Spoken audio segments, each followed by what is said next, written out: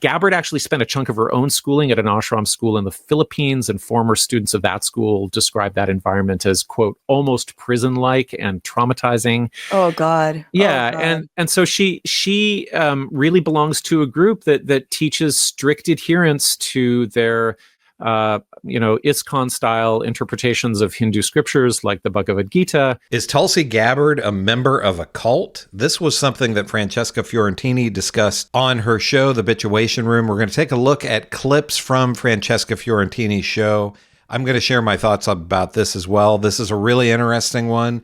Let's check this out together. Tulsi Gabbard, picked to be director of national intelligence. Now, I knew a lot about Tulsi in the way that she sort of like capes for, authoritarians, whether they are, Bashar al-Assad or Modi. She's a raging Islamophobe. She says she's Hindu. She's against forever wars, but really loves the ones that kill Muslims. And she's going possibly to be the head of the national intelligence, whatever administration. And I am wondering, I didn't know this about her, but there's been new reporting about her part in the Science of Identity Foundation, which I guess her parents were both part of, and that she grew up in. She did, yeah. So she's been a member of the Science of Identity since childhood. It's run out of Hawaii by an ex-Hare Krishna guy named Chris Butler, who separated out from ISKCON in the 1970s. He wanted to start his own gig. He had trouble with, the leadership. He wanted to also pretend that he was the group's chosen sort of divine leader.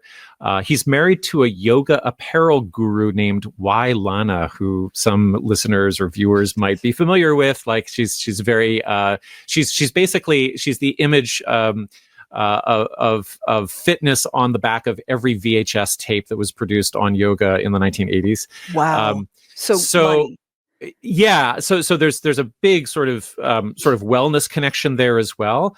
And as far as we know, Gabbard remains a devout follower of Chris Butler. We've got a recent video clip of her attending a veneration ceremony in 2018 where everybody is venerating his photograph.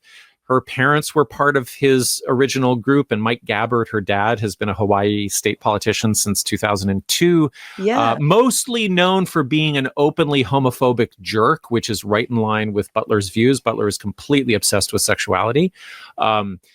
So Science of Identity is kind of a typical high demand situation where it's secretive and Butler demands a lot of obedience and he dictates diet choices, relationships, employment, and stuff like that. Ugh. Children are homeschooled or they're sent to Science of Identity boarding schools. Gabbert actually spent a chunk of her own schooling at an ashram school in the Philippines, and former students of that school described that environment as, quote, almost prison-like and traumatizing. Oh God. Yeah, oh, God. And so she really belongs to a group that teaches strict adherence to their ISKCON style interpretations of Hindu scriptures like the Bhagavad Gita. Gabbard was sworn into Congress on a copy of it, but you got to understand. That's a really interesting point right there. I wonder about all the far-right Christian nationalists who freak out at the possibility of somebody being sworn into office on a book other than the Bible. Think about this. I wonder how many of them know that Tulsi Gabbard wasn't sworn in on a Bible. And also, I don't know that much about cults, I'll admit. Can you be in more than one cult at a time? So she's in this cult with this Chris Butler as the leader, but also she's in the MAGA cult. And Trump is the ultimate cult leader. How will he feel about Tulsi Gabbard having another cult leader who's maybe drawing some of her attention away? I don't know how that will work in the MAGA universe. Yeah, that it's not just the Bhagavad Gita; it's the Bhagavad Gita as interpreted by Chris Butler. And that means that there's a huge focus on personal purity and detachment from the material world, but also an obsession with demonizing homosexuality and traditional gender roles and women being subservient to men. And so, Gabbard's anti-trans position is pretty unsurprising. But you're flagging that, what does this mean for her attitudes towards Islam? And on one hand, she has this language where she preaches a kind of universal ecumenism. But, she has also been very supportive of Assad. I'm not sure why. I don't really understand the politics of her authoritarianism fetish, except that it kind of mirrors the structure of her religion. And Assad also was not Sunni, and therefore maybe a lesser danger in her view. I'm not sure. But, she did things like she pressed Obama to highlight the dangers of radical Islamism over any other threat to world security. Like if he didn't say that, then he wasn't really taking care of business. Right. And of course, she's an all-out hawk on Israel. So, yeah. That's the picture. I don't think that I don't think we're getting a clear sort of sense of Tulsi Gabbard outside of the context of Chris Butler's views on sexuality and Hinduism and Islam. What do you mean? I think I'm sure she's influenced by many things, but given my background is in investigative journalism and cults and high demand groups, and when people grow up in these organizations and they don't leave and they don't recover and they don't go through a period of sort of self-evaluation and re-identification and figuring out how they're going to relate to the normal world or the regular world, they are there. That's who they are. And if you get this sense of her as somebody who's always photographed or always depicted as almost like an icon in a temple, that's her husband. His name is Abraham, and I think he's part of the group as well. I don't know how long he's been part of it, but there's this way in which she is presented as a mouthpiece for the organization in the Science of Identity's members' terms. Like that's how they speak of her.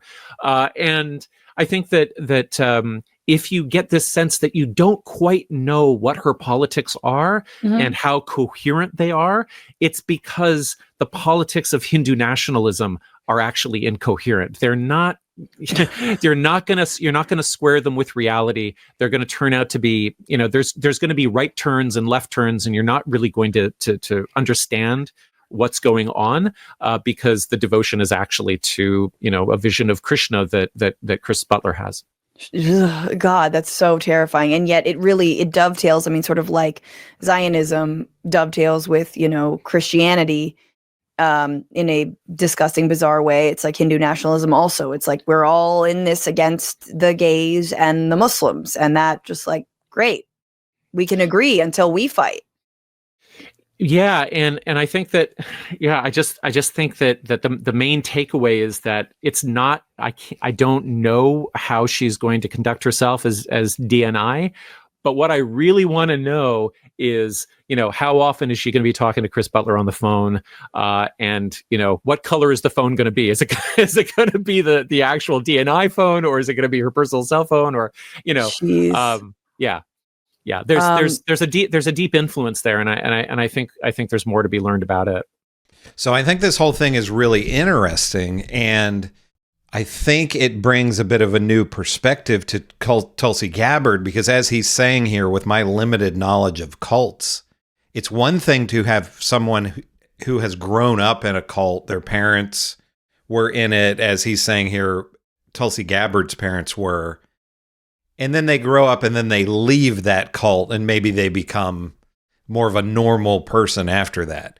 But the fact that she is apparently still involved with this cult and this cult leader is pretty scary. And it also, to me, would somewhat point to her becoming involved with MAGA. Yeah, it probably was mostly just a grift and a way to make money. But maybe she would be attracted to another cult leader like Trump. As I said, it's going to be interesting to see, because Trump is very much a "you shall have no other gods before me" type of a guy. So if this Chris Butler guy is taking up a lot of Tulsi Gabbard's attention, or even if he's trying to call some shots, I don't think Donald Trump is going to like that. This is even assuming that Tulsi Gabbard gets confirmed. Hopefully she won't. There seems to be a lot of friction there among members of Congress, so maybe she will not get confirmed.